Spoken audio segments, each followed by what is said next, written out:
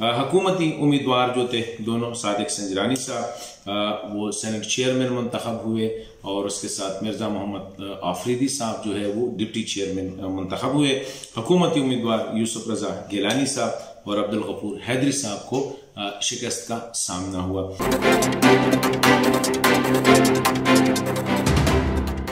बिस्मिल्लाहिर्रहमानिर्रहीम। नाज़रीन अस्सलाम वालेकुम। नाज़रीन, पाकिस्तान में डेमोक्रेटिक प्रोसेस या जिसे हम पार्लिमान कहते हैं, पार्लिमान मुकम्मल होने का आज जो है यानी 12 मार्च को जो सेनेट के लिए डिप्टी चेयरमैन और डिप्टी चेयरमैन के इंतखाबात है वो भी खुशअस्लूबी के साथ जो है एहतिताम पजीर हुए। हुकूमती उम्मीदवार जो थे दोनों, सादिक संजरानी साहब वो सेनेट चेयरमैन मुंतखब हुए और उसके साथ मिर्ज़ा मोहम्मद आफरीदी साहब जो है वो डिप्टी चेयरमैन मुंतखब हुए। हुकूमती उम्मीदवार यूसुफ रजा गिलानी साहब और अब्दुल गफूर हैदरी साहब को शिकस्त का सामना हुआ।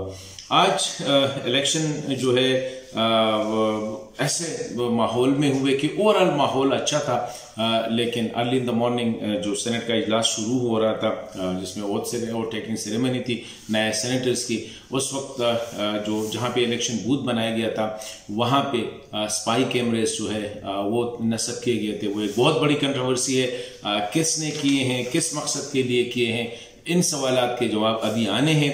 और ये अभी नया चेयरमैन जो आया है सेनेट सादिक संजरानी साहब, उसके कंधों पे ये जिम्मेदारी आयद होती है कि वोट की तकद्दुस, क्योंकि कैमरे किस लिए नस्ब हुए थे ये और बात है, लेकिन वोट का मकसद जो है ये सीक्रेट बैलेट का वो यही है कि आदमी अपनी मर्जी के मुताबिक जिसे चाहे वो वोट दे दे।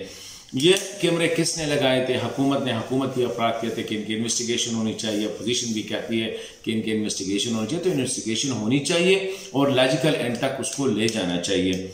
आज सादिक संजरानी साहब का जो इलेक्शन हुआ उसमें 48 वोट पड़े हुकूमती उम्मीदवार को। हुकूमत की टोटल स्ट्रेंथ जो थी वो 47 थी, एक वोट ज्यादा मिला। 42 जो है वो अपोजिशन यूसुफ रजा गिलानी साहब को।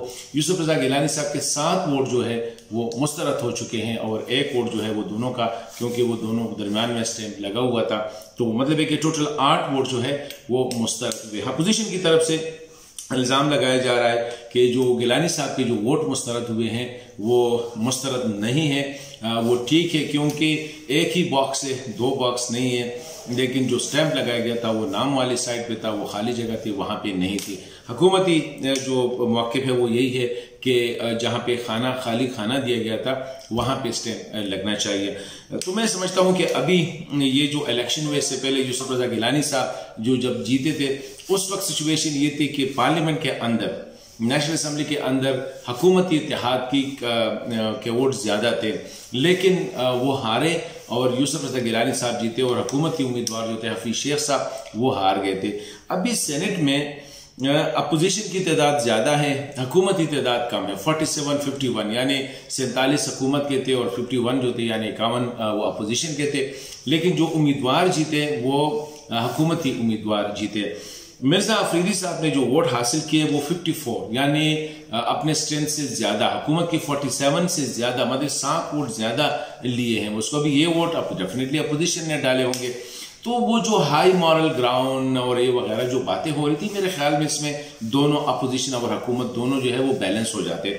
अभी हमें, मैं समझता हूँ कि हमारी सियासी क़यादत को अभी आगे की सोचना चाहिए। आगे अपोजिशन जो पीडीएम है, पाकिस्तान डेमोक्रेटिक मूवमेंट, 26 मार्च से ने लॉन्ग मार्च और फिर धरने का प्रोग्राम बनाया है। तो अभी देख रहे हैं कि ये जो सेनेट का इलेक्शन हुआ, आया इससे कुछ आगे बढ़ के नए जो लीडर्स आए हैं सेनेट और उसके सेनेटर आए हैं और सेनेट के लीडर जो आए हैं, क्या वो सिचुएशन को कंट्रोल करेंगे या नहीं, हुकूमत का क्या रवैया होगा, आया सेनेट के इलेक्शन में जो दचका लगा था हुकूमत को वो अभी संजरानी साहब और मिर्जा आफरीदी साहब के आने से वो थोड़ा सा कम हुआ होगा या नहीं, अपोजिशन का क्या स्टांस होगा, क्या पीडीएम का जो लॉन्ग मार्च है वो कितना उसमें शिद्दत आएगी या हुकूमत के साथ जो है वो मुफाहमत की पॉलिसी पे अमल करेगी।